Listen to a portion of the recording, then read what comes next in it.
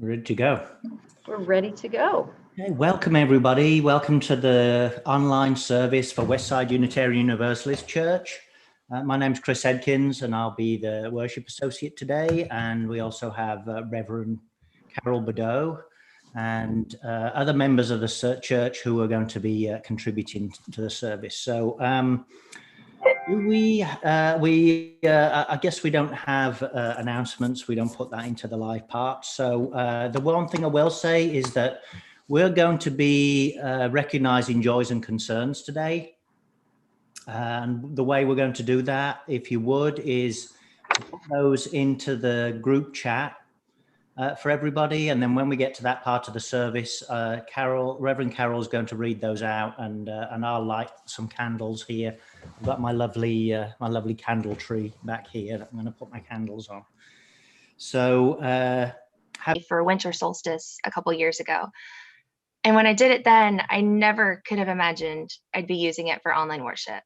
I mean, I never could have imagined online worship, right? Or online RE, or having the ability to stay so closely connected with you all when I'm almost 500 miles away in Florida. This pandemic has presented an incredible number of unexpected opportunities like that, and a lot of challenges. Some of those challenges are huge, like relief packages, getting the vaccine out, and learning and working at a distance. And some are a lot smaller, though still significant, like how do we do a chalice lighting online? Sometimes it's easy to light a candle, call it a day, but what if you don't have one handy? What if your favorite thing about the pandemic is doing church in bed and you're not trying to stop being cozy to find something to light? What if you have pets or children or both running around your home that may or may not be able to be trusted around open flames? The good news is that the chalice is a symbol of something we carry inside of us. It is a tangible token of the incredible light and love that we all have to offer the world. And we don't necessarily need a flame to show that. We can just use one finger. So everybody hold up your finger.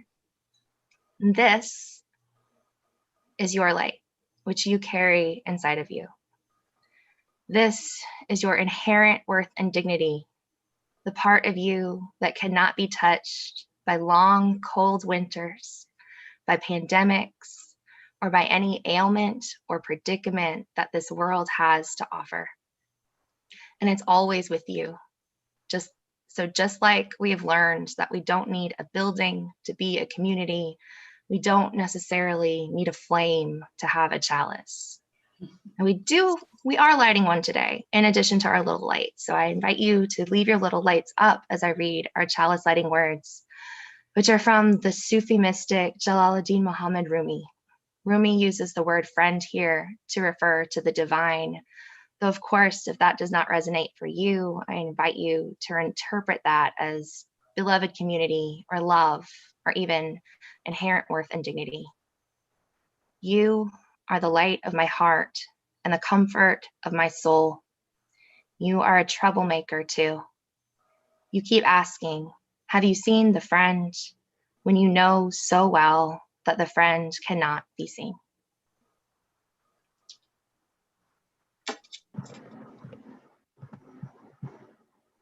thank you, Helen. Beautiful. Okay. We have a service today that's all about worship, and what I've tried to do is put together some elements that we've used in the past in worship, and one of those things is to have many voices from the congregation speaking out the different parts of the service. And I've asked Ellen Greenwood to do a reading for us, and Ellen picked out this reading herself, and she's going to read it for us now. The reading that I have for us today comes from the back of our gray hymnal, which may look familiar to some of you. And I think we have some people on here who've never seen our good old gray hymnal. But this reading is in the back of the hymnal, and it is called To Worship. It's by Jacob Trapp. To worship is to stand in awe under a heaven of stars, before a flower, a leaf in sunlight, or a grain of sand. To worship is to be silent, receptive, before a tree astir with the wind or the passing shadow of a cloud. To worship is to work with dedication and with skill. It is to pause from work and listen to a strain of music. To worship is to sing with the singing beauty of the earth. It is to listen through a storm to the still small voice within. Worship is a loneliness seeking communion. It is a thirsty land crying out for rain. Worship is kindred fire within our hearts. It moves through deeds of kindness and through acts of love. Worship is the mystery within us, reaching out to the mystery beyond. It is an inarticulate silence yearning to speak. It is the window of the moment open to the sky of the eternal. Thank you, Ellen. Do you want me to? I'll introduce Reverend Carol Bordeaux, who is a settled minister at Westside, and she's going to share with us some reflections about what we mean by worship in the UU Church. Thanks, Chris.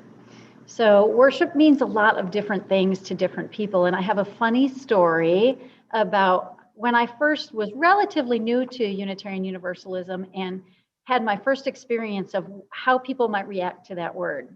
So at my first General Assembly that I attended in Fort Worth, Texas, this was in 2005, I was at a discussion on the topic of how Native North American people related to Unitarian Universalism. And at that time, I was in seminary. I was relatively actually new to Unitarian Universalism, only about 5 years in, and I was in seminary. And I was serving as the director of religious education for my home church in California. And so I was in this conversation about educating Unitarian Universalists about Native issues. And I stood up to make a comment just in the discussion, and without even thinking about it, I had no clue I was about to step in it. I just mentioned how we sometimes talk about this topic in worship. Pandemonium ensued in that meeting, okay? Sitting across the aisle from me were 4 or 5 very distinguished looking elders, and one of them stood up and basically shouted at me, "What? We're exposing our children to worship now?" And I had no clue what was happening. I was flabbergasted. I did not understand. And this gentleman and a couple of his friends railed at me for like 5 minutes at my congregation's audacity at holding worship.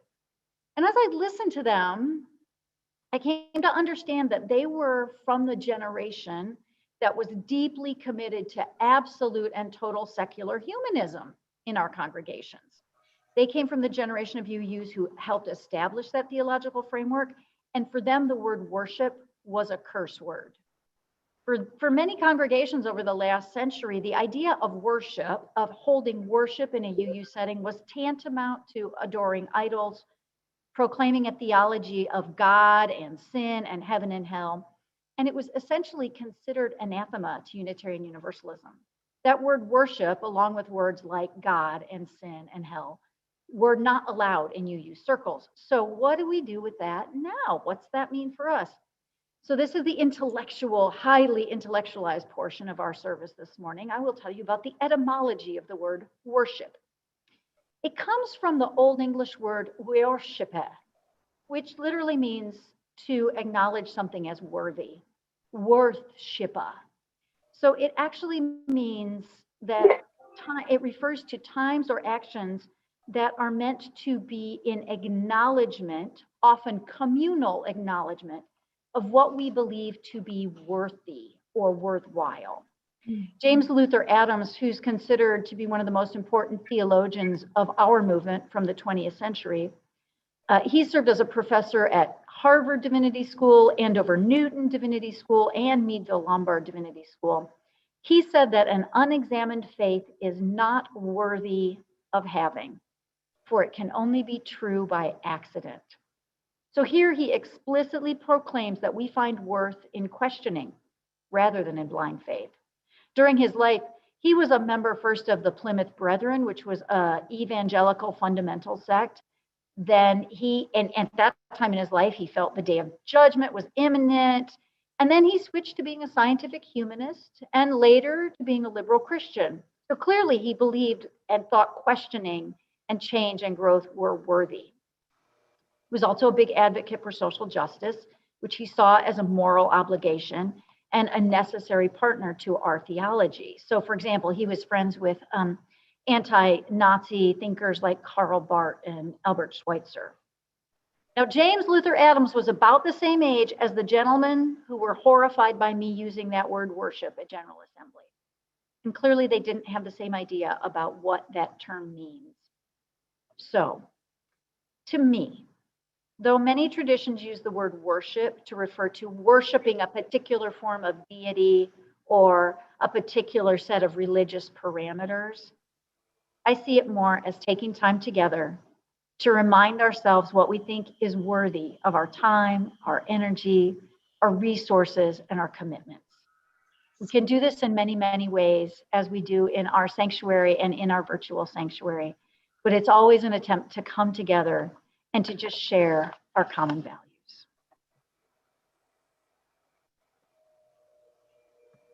Thank you, Reverend Carol. So one of the things that's really important in our services when we meet in person is music. And I know we've tried to incorporate a little music into our services when we've been online. I've done some flute playing and we've used some recorded music. And I wanted to include some music in this service. So I looked at the resources on the UUA that we can use that are free of copyright or that we already have pre-copyright permission to have on our online services. And I picked out this wonderful version of We Are that was used at UU General Assembly that was done 100% virtual this year. So I'm going to share my screen and my sound. And I'm going to optimize it for video clip. That might work.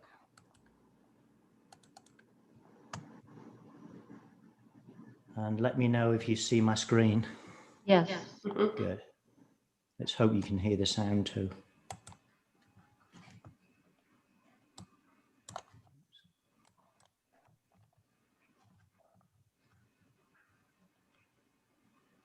For each child that's born, a morning star rises and sings to the universe who we are. For each child that's born, a morning star rises and sings to the universe who we are. Oh, for each child that's born, a morning star rises and sings to the universe who we are. Oh, for each child that's born, a morning star rises and sings to the universe who we are. We are our grandmother's prayers, and we are our grandfather's dreamings, and we are the breath of our ancestors. We are the Spirit of God. We are mothers of courage, fathers of time, daughters of dust, and the sons of great visions. We're sisters of mercy, brothers of love, lovers of life, and the builders of nations. We're seekers of truth, keepers of faith, makers of peace, and the wisdom of ages. We are our grandmother's prayers. We are our grandfather's dreamings, and we are the breath of our ancestors. We are the Spirit of God. We are mothers of courage, fathers of time, daughters of dust, and the sons of great visions. We're sisters of mercy, brothers of love, lovers of life and the builders of nations. We're seekers of truth and keepers of faith. We are makers of peace and the wisdom of ages. We are our grandmother's prayers. We are our grandfather's dreamings, and we are the breath of our ancestors. We are the Spirit of God. We are our grandmother's prayers, and we are our grandfather's dreamings. We are the breath of our ancestors. We are the Spirit of God. For each child that's born, a morning star rises and sings to the universe who we are. For each child that's born, a morning star rises and sings to the universe who we are. We are one.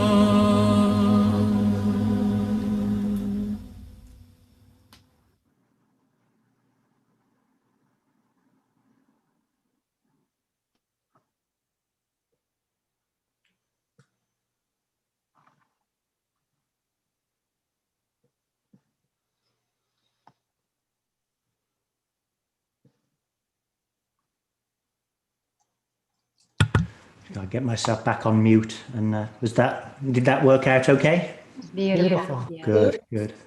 So we'll need to invite people again. If you have a joy or a concern you'd like to share, you can type it into the chat. So now's a good time to do that. If you have something you'd like to share, I invite you to type that into the chat. If you don't know how to do that, you move your cursor on your screen and click on that little bubble, chat bubble at the bottom, and you can type in the message to everyone at the bottom. That screen that will appear it says to everyone, and you can type a little note in there letting us know what's going on, and I'll read some of those out loud as Chris is lighting candles. So we're starting with the fact that Henry is turning 5 on Tuesday. Henry, happy birthday! Yay! Yay!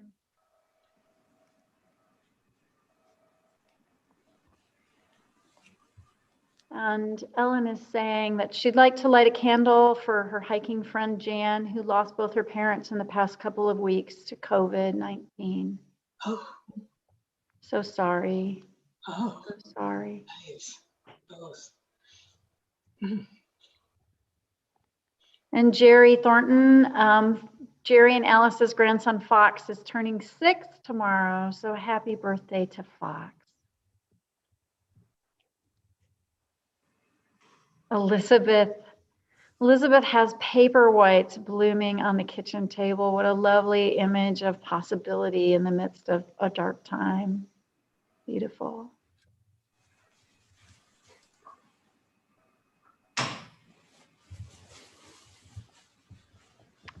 And Curtis's granddaughter graduates from boot camp on the 26th. Wow, hard to believe that's happening so soon. That's amazing.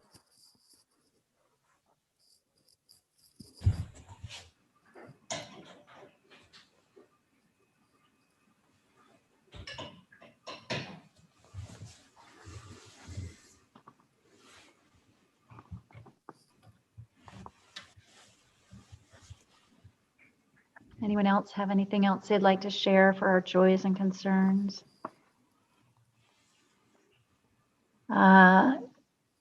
Darla, my youngest son is still struggling, but this weekend slightly better. Celebrated my eldest son's 39th birthday in our family bubble. Wonderful. That's great.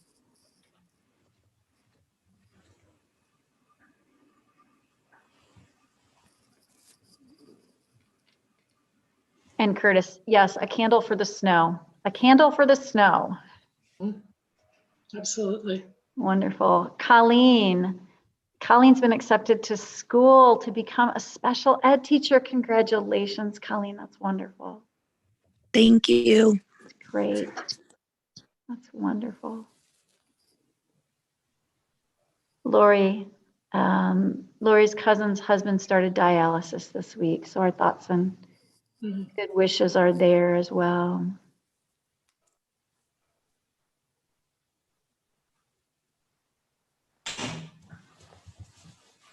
Beautiful. Thank you all so much for sharing, and thank you, Chris, for that beautiful, beautiful space for our joys and concerns. Yeah, that's lovely.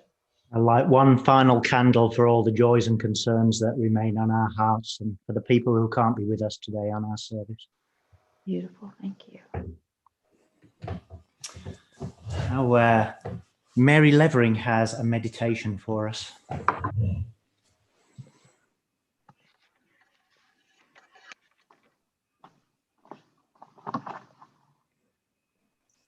Hello, everyone.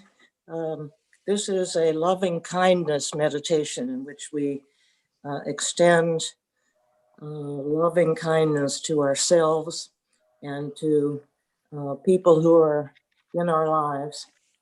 The first time through, we'll extend it to ourselves, and the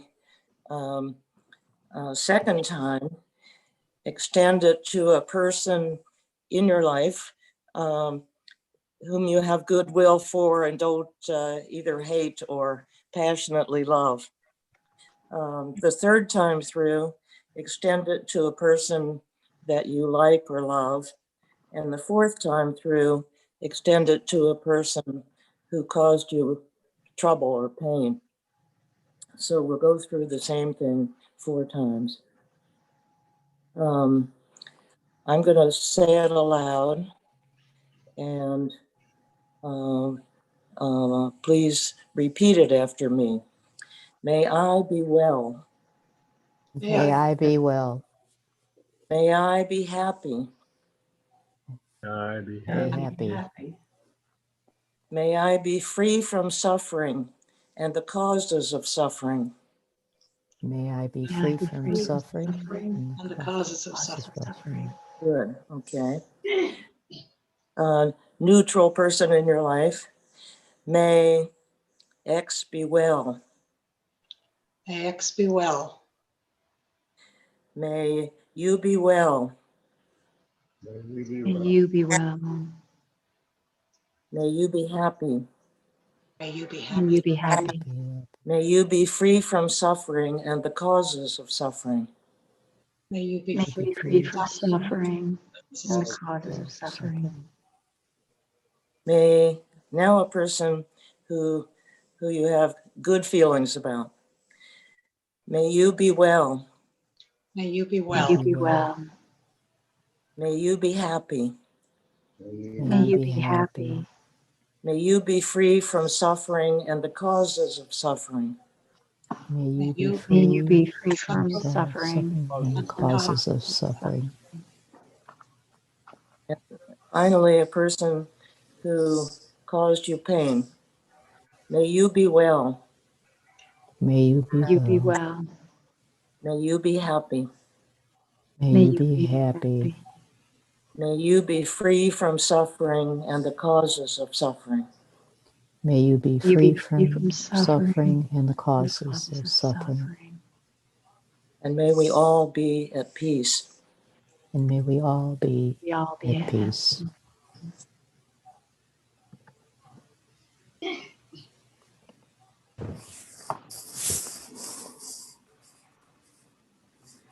Thank you, Mary. Wonderful. I love the loving kindness meditation.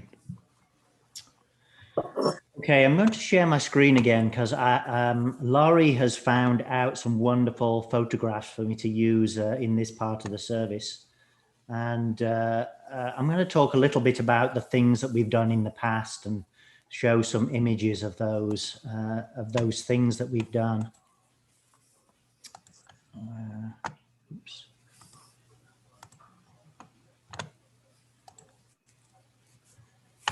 Do you see my screen? Yes. Good. Bless you. Now we've had, because UUs are so diverse in the things that they come to our institution for, we have to have employ a lot of different styles of worship. And Reverend Carol has said to us in the worship committee before that for everything that somebody loves and that's the thing they come to church for, there's somebody else who really doesn't like that very much and would love to get rid of it from the service. So what we try to do is to do our best to incorporate the different styles that people enjoy, so that if there's something that you're not enjoying very much, you can be sure that either later on in the service or the following week, there's going to be something you love. So we got all these different things, and I'm sure there's many more that you can think of that we incorporate, such as learning, especially learning about other religions and other cultures, and about the way things are done in other parts of the country. We love to have joy in our lives and laughter. We celebrate milestones in each other's lives. We connect with each other and reconnect after times apart. Some people love to feel the spirit and be swayed emotionally by the service. Of course, we love to sing together. We mourn together our losses, and we bring together people of different generations. I was so pleased to hear Linda Scharf a couple of weeks ago saying how much she loved to see Joey and Layla on the service, because she'd missed seeing those children that we normally see when we get together in the building. And here is a picture of one of our children opening our sacred space for worship with the singing bowl. And there's our joys and concerns candles there. I want to thank Laurie for these wonderful photographs. She picked out just the perfect ones for this service. This is from a historical reenactment that we did during a service one time, part of our educational offerings. And here's Carol's partner, Tracy Monday, telling us about farming and organic farming, sharing his experience with us. Here's images from our Purim play, one of our laughter and joy and everybody getting together and participating in the same things. You don't have to be a wonderful actor or a wonderful singer to participate in the things that we do at Westside.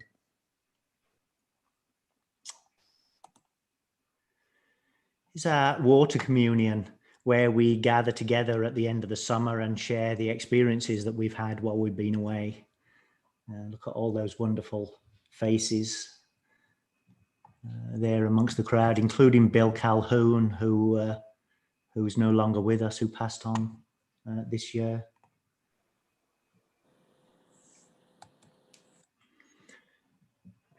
Feeling the Spirit. This is one of my favorite services that we've added recently that Wendy brought to us, our Solstice Spiral, and singing that wonderful song about the light returning as we light our candles and put them around the circle.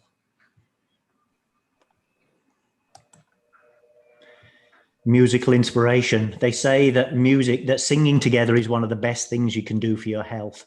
Not in time of COVID maybe, but hopefully we'll be able to get back to that singing together sometime in the future.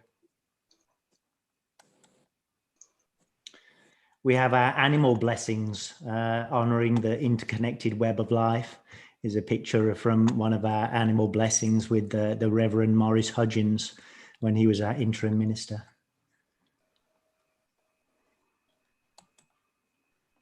And of course, our story for all ages. Here's a couple of pictures of Ariel Reno Demick and Carolyn Darwin doing our story for all ages. Our meditation, like the beautiful meditation that Mary Levering shared with us today. Here's a picture from our singing meditation that we had with Jan Coe last year. Also an opportunity to learn about other traditions. And we can be proud of the children that have grown up in our congregation, that have gone on to be UUs out there in the world. very much miss some of the children who have grown up and gone off to college and moved to different parts of the country.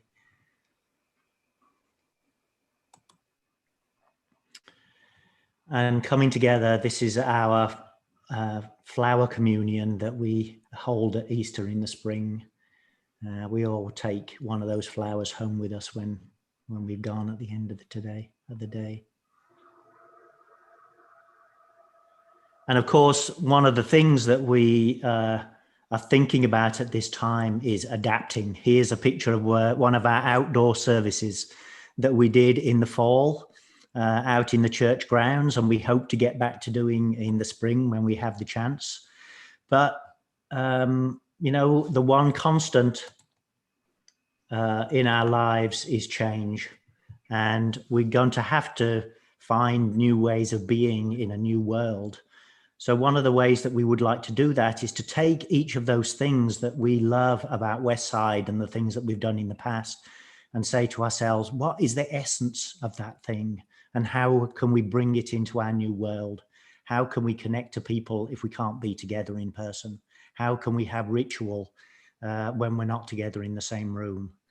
And how can we get that feeling of all contributing to something that we get from potluck, even though we can't have a table full of food that we all stand next to? So that's one of the things that we are initiating in this conversation, and saying things will change, but we need to keep hold of the things that we love and carry them forward into the new reality.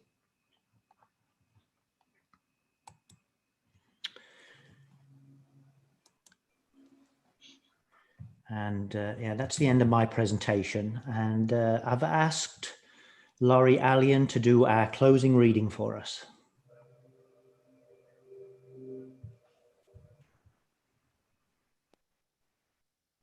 Well, it's a funny thing when you do things like that and you trust us to, you know, figure out what we're doing ourselves. You never know what you're going to get. And of course, I picked the same poem that Ellen did, which is one of my very favorites. So I had thought before I chose that, I had thought about another one that I wrote, which I decided not to use because it makes me all shaky inside to share it, but I'm going to anyway, since clearly I'm not meant to read the other one. So this is less directly about worship in the way that the trap poem was, and more about how I worship. It's called What Does the World Offer Me Today? The wind blows into me, over me, through me, fills me with joy, exhilarates me. It blows me full of its freedom song, and I have to laugh and sing along. It gives me hope and the feeling I could fly. I am grounded in the earth. My soul sends down roots, searching for strength and sustenance, and finds it. I draw it through me. I am on a mountaintop. My arms are wide. My head is back. My feet are strongly in the ground. I am a tree at the peak of the world, and I am glory and God. The power of the earth shoots through my branches. I am afloat in the ocean. The waves are crashing. I am rocking. I am loved. I have no fears. I have no thoughts. I am feelings, peace and trust and comfort. The world will care for me. I am a branch in a flame. It leaps around me. I have new vision. The colors dance. The sparks snap. I am part of the dance. I am magic and light and song. I am me.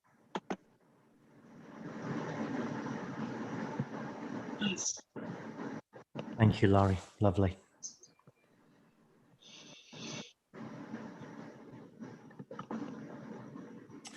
Well, we've come to the end of our service, and now I guess it's time to enter our coffee hour time. And I want to just say thank you to everybody who made contributions to the service. And I'm so glad that that Ellen and Laurie chose the same poem, so we got to hear your original. Yeah. I'm going to go ahead and extinguish our chalice so that we can go into coffee hour time and conversation about what worship means to us, maybe. But remember always, like Helen was saying earlier, this flame is merely a symbol. It represents the light of truth, the fire of commitment, and the warmth of community, which remain with us all the time.